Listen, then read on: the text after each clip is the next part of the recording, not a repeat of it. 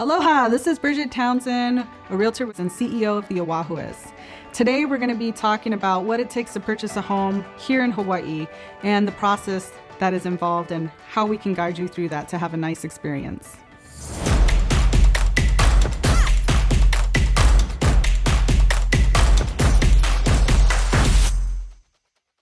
There's a lot of things involved and some things that I really want you to understand so you have a nice smooth transaction. We're going to be working diligently to help you throughout the whole transaction and kind of handhold you along the way. Our goal is to really exceed your expectations so that you have a really wonderful experience and you're never going to hesitate to refer your friends and family. So today we're going to go over 6 simple steps to purchasing a home. So the first thing that we're going to be doing is our initial consultation. So if you're watching this video, thank you, because I really hope that when you're done with this video that you're going to have maybe some questions for me. So when we do our consultation, we'll go over all of that together. The next thing that we're going to work on is qualifications, making sure that we find out and really get you guys set up for a price point or qualification as far as your pre-approval and what's going to be comfortable for you to make this purchase happen. And then we're going to do the fun stuff. We're going to get out there and we're going to shop for homes, which is always a lot of fun. And there's some things that I want you to know before you get out there to go and do all of that. After you shop for a home and you find the right place, we are going to help you prepare an offer. And so there's a little bit more that goes into that, and we'll go over that as well. And we'll negotiate on your behalf to get you the best deal and basically leverage your position in the market as best as we can to get the best results. And then finally, once all of that is done and you have an accepted agreement, we're going to be walking you through all of the contingencies. Basically everything that you agreed to in the contract, we want to make sure we help you fulfill so that you can, again, have a really smooth transaction and get the keys to your new home. So let's get started. Step 1 is our consultation. So if you're watching this video, thank you so much. Please write down any questions that you have as you're watching this, and we'll go over this together. The consultation is really important for us because we want to understand a lot about you, your lifestyle, and how the home's role is going to be in your lifestyle. So it's extremely important for us to understand what's important to you, and we're going to go over all of that together. Step 2 is going to be pretty important as well. This is going to be your qualifications and getting a pre-approval, or if you're going to be paying with cash, we want to make sure that those funds are liquid. If you have to cash out any stocks or have a note from your banker, all of those things are going to be really important. If you do decide to get financing, we want to make sure that you establish a relationship with a good lender, that you've had a chance to look at all of the things that they can offer you when going to get a loan.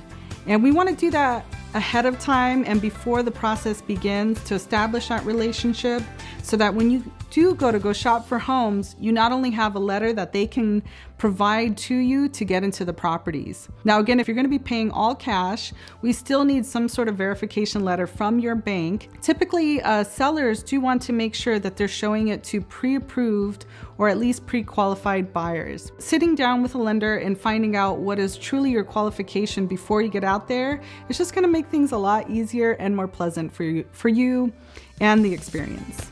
Step 3, this is the fun part. This is where we get to go out and go shopping. Lots of fun. You get to check out homes. And now that you've already been pre-qualified and you kind of know what you're going to be looking at, and we've already done the consultation, so I really understand what's important to you.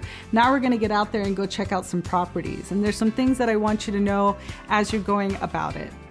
As you go into homes, it's important to know that typically you're going to be recorded, like on a camera, visually, and they can hear you. They can hear everything you're saying. So while you're in the home, I would try to refrain from making any negative comments about the property. Don't have any kind of private conversation about the property until you're in your car and far away, because there are cameras even outside of the home, and they not only can see you, but they can hear you as well. Shopping is just so much fun. You get to see different layouts, and then you really start to envision yourself in the property. Something that I would do to help you remember the homes is to give each home a nickname. Whatever it is to help you remember the property, it's really important to name them. And what I would do as a little bit of a strategy is just keep your rolling top 3. Just be comfortable too. So when you guys start doing showings, it's Hawaii, it's hot, and you're gonna be in and out of the car. So I always recommend that you dress comfortably. Loose fitted clothing that's cool and comfortable, and bring your slippers because it's a Hawaii tradition that you take off your shoes before you enter the home. Now, when we do set up showings, it's kind of an intricate process for us sometimes. Now, typically, not all homes are available in the same way. You have vacant homes, you have owner-occupant homes, and then you have homes that are occupied by tenants. Now, if they're occupied by a tenant by law, we have to give them 48 hours notice before we can even step foot into the home. Now, if you see an owner-occupant property as well, you know, the owners are there in the home and they're living their lives. And that doesn't mean that they can always just stop what they're doing to show the property. Whatever it is to tidy up, they don't always want to do that on the fly. Now, vacant homes are my favorite because they're typically easy to get into, they're easy to see, and they're already stage ready. It's important to be on time. Being late for one typically makes us late for the others, and it has a really huge domino effect. And the other thing to remember is that these properties, we have permission to access the home during a specific amount of time. That doesn't mean we can go before or afterwards. Legally, we have to go within the time frame that we're allotted. Just have fun. While you're out there, just relax, bring some snacks, bring lots of water. It gets really hot out there. And if you have any questions, discuss it with me, your realtor. Step 4 is preparing an offer. Now, the first offer typically takes a little bit longer because we want to put everything into what I call a shell of an offer. We put that together and then we review it with you very carefully to make our recommendations, but also to get your preference of how you like to negotiate. Once we put that together in an offer and everything looks good, we make our revisions and we send that off to our broker, who's going to be reviewing all the offers and making sure that we've done everything correctly and that we're not missing anything.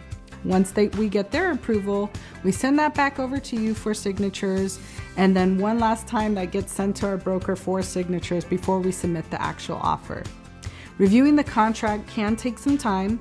It's important to know that realtors are not attorneys. So if you want to take the contract to an attorney to have it reviewed, we always recommend doing so. But it is important to understand that the contract that we use is a standard form that is designed to protect the consumer, you. And so typically the contract is written in a way that you should be comfortable moving forward. But we just want to get your specifications for timeline and any specific negotiation strategies that we might use. Every property is going to be different. It's not a one size fits all. And so that's why we do take a lot of time to make sure we do that correctly. Step 5 is negotiations. Now, this can be a little stressful for some, but we want you to understand that we're here to help you navigate this process. Now, when a property gets put on the market for public display and for you to see it, you know, some people have this notion in their head that whatever they're asking is what it's worth. And that's not necessarily true. We look at a lot of different things to determine what the true market value is. How many other properties are available? Where's the location? What's the condition of the home? You know, there's so many different factors that we look at to determine value. And once we tell you and communicate what that value is, you essentially can decide how you want to approach each offer. And I like to describe it as this: we're the GPS, you're holding the steering wheel. So you get to decide how you want to proceed. Step 6 is meeting all the contingencies. Once you have an accepted offer and both parties are in agreement of what's going to happen, we open up escrow, and a title and escrow company will essentially be there to facilitate the process and collect each side. They're non-biased. They're not really working directly for you or for the seller, but they are collecting everything to make sure that all the contingencies are met. So the first thing that typically happens is you're going to get a disclosure statement from the seller. It's also part of your due diligence to get a home inspection. This is one of your first out-of-pocket expenses and one of the best ways to protect yourself. Now keep in mind, this is just a general home inspection. The next thing that we'll also be obtaining from the seller is any governing documents. So you can buy a home, even though it's a single family home, it could be part of a homeowners association. And those associations have rules, things that you can and cannot do with your property. And so it's really a good idea to know what those restrictions are and make sure that you're okay with it. Now, if you're buying in like a high rise or maybe a subdivision, you might have two sets of governing documents. You could have one that's governing the neighborhood and one that's governing the specific building. They're like their own little government and how they choose to run it. You want to find out if they have enough reserves. And there's just a lot of things like house rules that you want to be aware of. Weight restrictions for your dogs, and also if there's any major projects coming up. I actually highly recommend that you have an attorney review these documents. Now, if you're buying or purchasing a single family home, you'll want to get a survey. Sometimes we will negotiate encroachment agreements with the neighbors before we get into the property. Now, if you are going to get a loan, there is something called an appraisal that will need to be done, and it's typically required by your lender. They're lending you a lot of money to purchase a property, and the price point that they're willing to lend on is based on what the appraiser deems the value of the home is. So you might think a home is worth $2 million, but if the appraiser believes that it's worth 1.75, your loan and the percentages that you're agreeing with them is going to be based off of that number. One last thing that you'll want to get done is a professional termite inspection. We have termites here in Hawaii, and some of the older homes are affected by termites. So this is something that's really important for you to get done to know if there's any active infestation. And it's important to understand that they may not always catch everything. And so there could be latent or hidden infestation. Last but not least, you're going to do a final walkthrough, and this is going to give you that one last opportunity before you go to sign your closing documents to check out the home and make sure that everything looks the same as it did when you did the home inspection. I just want you to be aware that there are some upfront costs that are involved in this process. Now, if you're purchasing a property, you're going to have your home inspection, and these prices vary dependent upon which contractor you're choosing to use and the size of the home. The second thing that's going to happen is your document review. I always recommend that you have an attorney review these documents. You'll also have the appraisal that's required by your lender, and then you'll have the home warranty. Now, this is something that I like to provide for my buyers after closing. It can cover additional things that might not be taken care of or provided, like maybe the seller doesn't want to repair these things, but if they do come up right after you purchase the home, those are a great thing to have, and I do like to provide that for my clients. Now, some reminders while you're going through this. A lot of people ask, how long does it take to close on a home? Well, let's say if you had all cash and you removed all of your contingencies, that could take a couple of weeks. But I do recommend that you do your inspections and do the things that you need to get to understand the property very well. And so even with a cash purchase, I would always recommend at the very least about a 30-day closing, but it's typically anywhere from 20 to 45 days. Last but not least, you're gonna have your deposits. Typically, I say they're about a 1% of the purchase price. So there's actually two. There's an initial earnest money deposit that gets cash within the first 24 hours. And then you go through the process, and once you get past typically your home inspection period and everything looks good and you're ready to move forward, your second deposit is due. So it's a good idea to make sure that beforehand you know what you're willing to commit for your deposits and make sure that those funds are liquid. So this is what your timeline is gonna look like. We have the due date, the date that it's completed, we have a description, and then we have the contract specification. So I call it a floating timeline. This is something really great that we provide about once a week, and you can print it up and put it on your fridge and know that this is kind of what's coming up. You don't want to breach your contract, right? So we have to stay within these specific dates, and that's why we update it. So you're going to get lots of communication from our transaction coordinator, who's going to be ensuring that you're in your timeline and helping to facilitate a lot of the paperwork.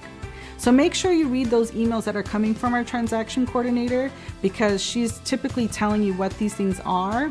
And if you have questions about them, you can absolutely reach out to me directly anytime. If you have any travel plans, it's a really good idea to let us know where you're going to be and when. If we need to arrange for any signing while you're gone and not here in Hawaii, or if you're already making this purchase from elsewhere, we want to make sure that we provide you with a mobile notary to get your signing done. Last but not least, we're going to talk about Voxer. This is like one of my favorite apps in the whole world. It's a wonderful way to communicate. Communication is one of the most important things while you're going throughout this transaction. And sometimes it's not just you. You might have more than one person involved in the transaction. A lot of times when you're doing communication and you have a really important question, I can answer it through that app, verbally or written. So it saves a lot of time. It keeps everybody on the same page and nobody has to wonder, hey, why didn't you tell me about that? So please download Voxer. It's a wonderful, wonderful app. And a lot of times that little chirp that you hear will make you think, oop, this is involving real estate. And so you know it's really important. And when you're done, you can delete it. So if you have sat through this presentation and you've watched this whole video, I just want to thank you so much for your time. I really look forward to helping you purchase your first property or your second or third. And hopefully this video has been very helpful. So these are some of the happy clients that we've helped to purchase a home, and hopefully you'll be the next. So let's get started.